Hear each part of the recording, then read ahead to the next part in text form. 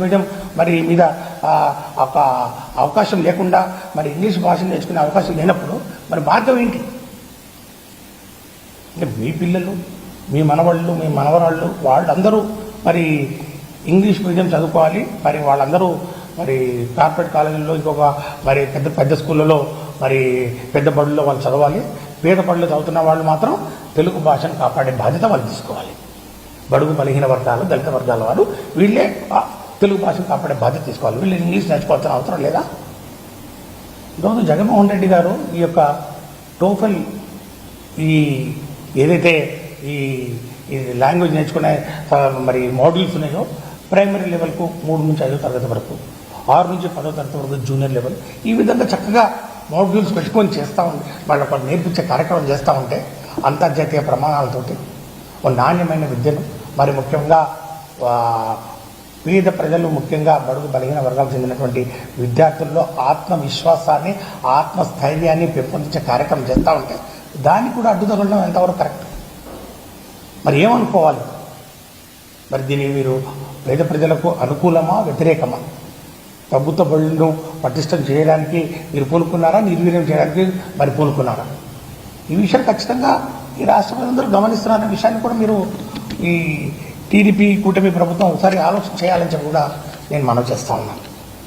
English medium రద్దు.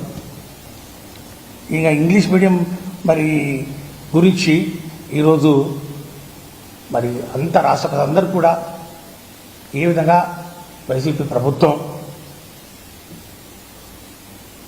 ఏటికి ఎదిరిది అందరు అడ్డు తగిలినా కూడా ప్రభుత్వ పాఠశాలలో ఇంగ్లీష్ మీడియంలో ప్రవేశపెట్టినటువంటి ఘనత ఈ దేశంలో ఎవరికైనా దక్కిందంటే అదే వైసీపీ ప్రభుత్వానికి, అప్పుడున్నటువంటి గౌరవ ముఖ్యమంత్రి వాళ్ళు జగన్మోహన్ రెడ్డి గారికి మాత్రమే దక్కుతుంది.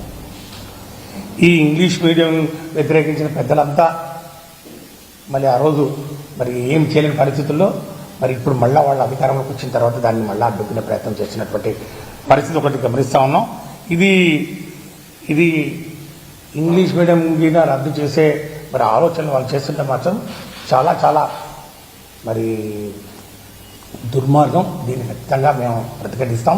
దీనికి మరి వ్యతిరేకంగా మేము పోరాటం చేస్తాం. ఈ ప్రభుత్వ పాఠశాలలో ఖచ్చితంగా ఇంగ్లీష్ మీడియం ఉండాలి. తెలుగు భాష ఔన్నత్యాన్ని కూడా కాపాడే కార్యక్రమం కూడా చేద్దాం.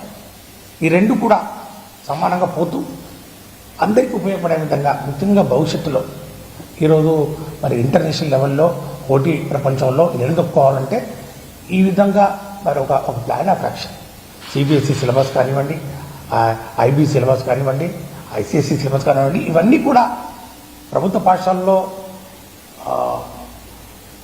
అందించినప్పుడే ముఖ్యంగా పిల్లలకు మేలు జరుగుతుంది. ప్రభుత్వ పాఠశాలలో చదివే పిల్లలందరికీ మేలు జరుగుతుంది అనుకో ఆలోచన ఈ ప్రభుత్వం ఖచ్చితంగా చేయాల్సినటువంటి అవసరం ఉంది. అంతేకాని ఈరోజు వైసీపీ ప్రభుత్వం చేసింది కాబట్టి మేము చేయమని చెప్తే లక్షలాది పిల్లలు ఎవరైతే ఉన్నారో వాళ్ళందరికీ నష్టం వాటిల్లే ప్రమాదం ఉందనే విషయాన్ని కూడా నేను ఈ ప్రభుత్వాన్ని హెచ్చరిస్తూ ఉన్నాను.